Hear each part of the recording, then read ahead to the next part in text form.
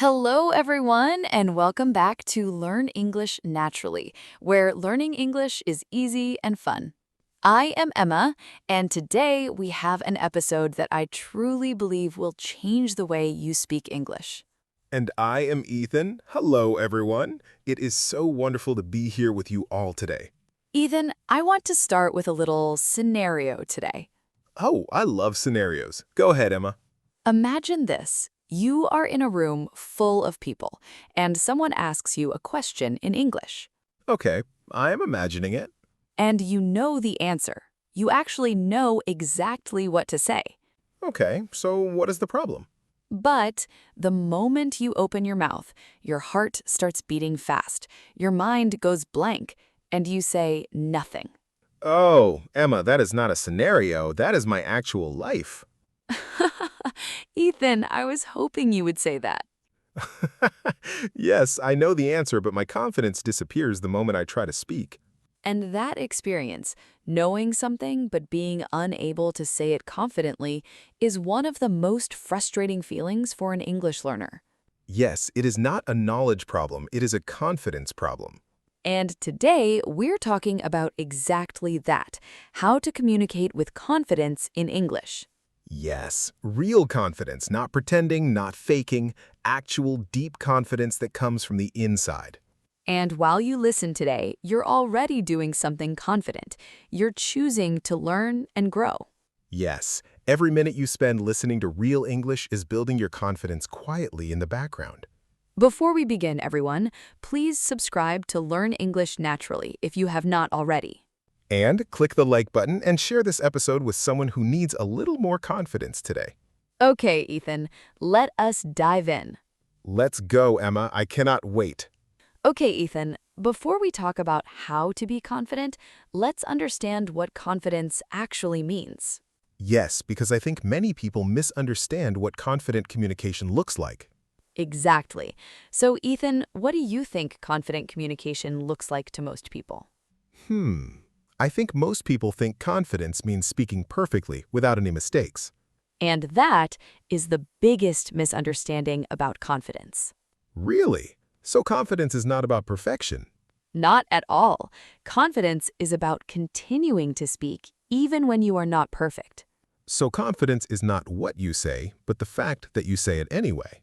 Yes, a confident person makes mistakes too, but they don't let the mistake stop them. Can you give me an example of that? Think about a child learning to walk. They fall many times, but they stand up every single time. And nobody says that child lacks confidence because they fall. Exactly. The confidence is in the standing back up, not in the perfect walking. Oh, so confident communication is about standing back up every time you stumble. Perfectly said, Ethan. Standing back up every single time you stumble. And I think confident communication also means making the other person feel comfortable. What do you mean by that? When you speak with warmth and eye contact and genuine interest, the other person relaxes. Yes, and when they relax, they are more patient and more understanding with you. So, confident communication creates a safe space for the conversation to happen. Yes, confidence is not just about you, it's about the energy you bring to the conversation. The energy you bring, not just the words you use. So let's remember this definition throughout our episode today. Confident communication means continuing to speak despite mistakes and bringing warm energy to the conversation. Perfect. Hold on to that definition, and now let's talk about how to actually build it. Yes, let's build some confidence today. Okay, our first pillar of confident communication, and this one might surprise you. Tell me, I love surprises. Your body speaks before your mouth does. My body speaks. What does that mean exactly? Before you say a single word, the people around you are already reading your body language. Ah, yes, the way I stand, the way I hold myself. Exactly. Research shows that up to 55% of communication is body language. 55%? So more than half of what I communicate is not even words. More than half, yes. So your body is your first and most powerful communication tool. So, what does confident body language look like? First, stand tall, with your shoulders back and your head up. Not stiff, but upright and open. Upright and open, not collapsed or curved inward. Yes, when you curve inward, you look uncertain and small, even if you know exactly what you want to say. I notice I do that when I'm nervous. My shoulders go up and I make myself smaller. Yes, almost everyone does that when they feel nervous. It's a natural protective response. So how do I stop doing it? Before any conversation, take one moment. Drop your shoulders down, take a breath, and stand an inch taller. Just one moment before the conversation begins, and that changes everything. And second, make comfortable eye contact, not staring, but looking at the person warmly. Eye contact is something I find genuinely difficult when I'm nervous in English. Yes, and that's very normal, but eye contact says, I'm here, I'm present, I value this conversation. So even if my words are imperfect, my eye contact is saying something confident and strong. Yes, your eyes can carry confidence even when your words feel shaky. What about hands? What do I do with my hands when I speak? Let them move naturally. When we gesture with our hands, we actually think more clearly and speak more fluently. Gesturing with my hands makes me speak better? Yes, there is a strong connection between hand movement and the part of the brain that produces language. So I shouldn't fold my arms or hide my hands. I should let them move freely. Let them move freely because your hands are helping your brain, not just decorating your speech. I never knew my hands were helping my brain. I thought they were just making me look awkward. No, Emma, your hands are your secret communication partners.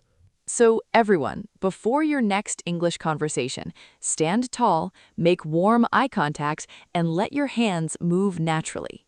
Because your body will tell the story of confidence, even before your first word leaves your lips. Your body is always talking, so make sure it's saying the right things. Okay, pillar 2. And this one is something that completely changed how I communicate in English. Oh, really? What is it? The power of the pause. The pause. You mean silence? Yes, deliberate, intentional silence, placed in exactly the right moment. But Emma, silence in a conversation makes me feel very uncomfortable. Yes, most people feel that way. We rush to fill silence because it feels awkward. Yes, I start speaking faster and faster because I'm scared of the silence.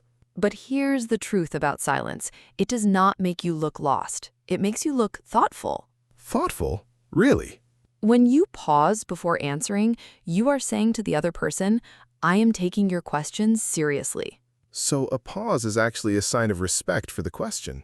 Yes, and it gives your brain a moment to find the right words instead of grabbing the first ones it finds. Oh, so when I rush and say the wrong thing, it's because I did not give my brain a pause.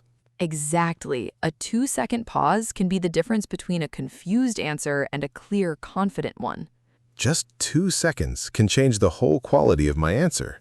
2 seconds is not a long time, but it feels like a long time when you're nervous. Yes, 2 seconds of silence feels like 2 minutes when I'm anxious. So here's a practice. When someone asks you a question, take one breath before you answer. One breath, that's my pause. And during that breath, your brain organizes its thoughts and your body calms down slightly. So I'm not stalling, I'm preparing, and there's a big difference. A huge difference. Stalling looks like panic, but a deliberate pause looks like confidence. And what if I need more than one breath? What if I need a few seconds to think? Then you use a short phrase to hold the space. Something like, that's a great question. Let me think for a moment. Or, I haven't thought about that before. Give me just a second. Perfect. Those phrases are completely natural, and they sound confident and engaged. So I'm not hiding the pause, I'm announcing it. And that actually sounds more confident. Yes, because you're in control of the pause, not afraid of it. Confident people are not afraid of silence. They use it like a tool. Silence is not empty. It's full of preparation and intention. Silence is full of preparation and intention. Emma, I'm writing that down. Okay, pillar 3, and this one goes against what most English learners believe. Oh, something that goes against what we believe. This sounds interesting. Use simple language bravely. Simple language? But I thought using big, impressive words made me sound more confident. Actually, the opposite is often true, Ethan. Really? How can simple language sound more confident? Because when you try to use complicated words you're not sure about, you hesitate, you stumble, and you lose your flow. That's exactly what happens to me. I try a big word, and then I'm not sure how to pronounce it. And that hesitation and stumbling is what breaks your confidence, not the words themselves. So it's not about the size of the words, it's about how comfortably I use them. Exactly. A simple sentence spoken with confidence is far more powerful than a complicated sentence spoken with doubt. Far more powerful. Yes, I can feel that difference when I listen to people speak. The most effective communicators in the world use the most simple possible language. Really? Even very educated and intelligent people? Especially educated and intelligent people, because they know that clear, simple language connects with everyone. So instead of trying to impress with complicated words, I should focus on being understood. Being understood is the entire goal of communication. Everything else is secondary. But what if I don't know the exact word for something I want to say? This is where brave, simple language becomes your best friend. How? If you don't know the exact word, describe it with simple words you already know. Can you give me an example? If you forget the word umbrella, you say, "It's the thing you hold over your head when it rains." And everyone understands perfectly. Yes, perfectly. And you never stopped. You never froze. You kept the conversation going. Oh, so describing something with simple words is actually a very confident strategy. It shows you're resourceful, creative, and you don't panic when you can't find one word. Instead of stopping and saying, sorry, I forgot the word, I just describe it and move on. Yes, and moving on is the most confident thing you can do. Confident speakers don't stop at obstacles, they find a way around them and keep going. They keep the river of conversation flowing, even when one small rock appears in the path. The river of conversation. I like that image so much, Emma. So everyone, release the pressure of finding the perfect word and just describe what you mean simply. Simple, brave language is the language of confident people. And today, it becomes your language too. Okay, Ethan, I have a question for you that might seem a little unusual. Oh, unusual questions are my favorite. Go ahead. Do you think listening is part of confident communication? I never thought of listening as connected to confidence. I always thought confidence was about speaking. Most people think that, but great listeners are actually perceived as very confident and intelligent.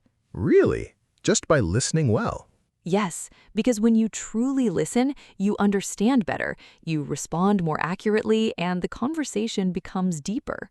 And a deeper conversation feels more confident than a nervous surface-level one. And here's something very important for English learners specifically. Yes, tell me. When you listen more, you worry less about what to say next, and your brain relaxes. Oh, so listening is actually a way to reduce my anxiety in a conversation. Yes, when you're completely focused on understanding what someone is saying, you forget to be nervous. You forget to be nervous because all your attention is on them, not on yourself. Exactly. Anxiety lives in self-focus, and listening moves your focus outward towards the other person. So instead of thinking about myself and my mistakes, I focus on understanding them. And that shift from self-focus to other focus is one of the most powerful confidence tools there is. But what do I do if I didn't understand something someone said? Ask them to repeat it and ask confidently, not apologetically. What do you mean by confidently and not apologetically? Instead of saying, sorry, I didn't understand, which sounds insecure, you say, could you say that again, please? Short, direct, and confident. Or you say, that's interesting. Could you explain that a little more? Oh, now I look curious and engaged, not confused. Yes, the same situation, but a completely different impression.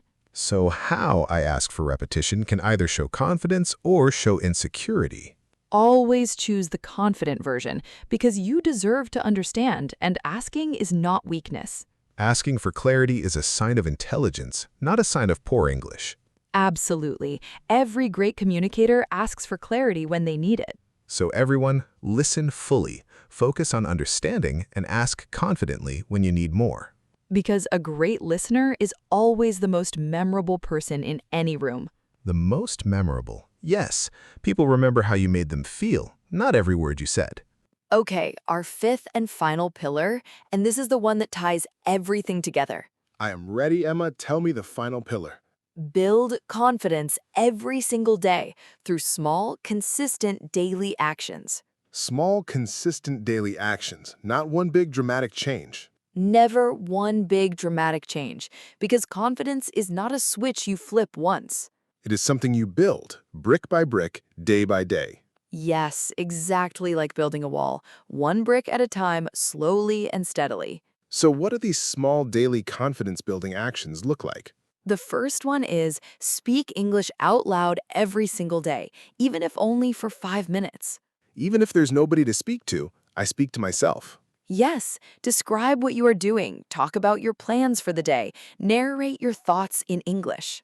Because every time I speak out loud, my mouth and brain practice working together in English. And that coordination between mouth and brain is what eventually makes speaking feel effortless. Effortless. Yes, that is the goal, where English flows without me thinking about every word. The second small daily action is have at least one real interaction in English every day. What counts as a real interaction? Leaving a comment in English online, writing a short message in English to someone, or even ordering something in English. So it can be very small as long as it is real and involves another person. Yes, because real interactions have real stakes, and that small pressure builds real confidence over time. Like a gentle workout for my confidence muscles, a little resistance every day makes them stronger. Yes, a confidence workout. I love that, Ethan. I'm going to the confidence gym every day from now on. The confidence gym with no equipment required. And what is the third daily action? The third one is notice your progress every single week. Notice my progress. What do you mean? At the end of each week, write down one thing you said in English this week that you could not say last month. So I'm tracking my own growth, actively looking for evidence of improvement. Because our brains naturally focus on what we got wrong, so we have to intentionally look for what we got right. And when I see my own growth written down, I believe in myself more. And believing in yourself more makes you speak more, which makes you improve more. Oh, it's a beautiful upward cycle. Confidence creates action, and action creates more confidence. Yes, Ethan, a beautiful upward cycle. That's exactly what it is. And it starts with just one small action today. Not a perfect performance, just one small, brave action. One small, brave action today, one more tomorrow, and slowly the confident version of you emerges. The confident version of me is already in there. It just needs a little practice to come out. It's already in there, Ethan, and it's already in there for everyone listening today. Yes, you already have what you need. You just need to practice using it every single day. Okay, everyone, we're coming warmly to the end of today's wonderful episode. Let's do a clear and confident review of everything we covered together today. We started by understanding what confident communication actually means. It means continuing to speak despite mistakes and bringing warm, positive energy to every conversation. Then we talked about 5 pillars of confident communication. Pillar 1, your body speaks before you do. Stand tall, make warm eye contact, and let your hands move naturally. Pillar 2, the power of the pause. Use silence intentionally. Take one breath before you answer and use phrases to hold the space while you think. Pillar 3, use simple language bravely.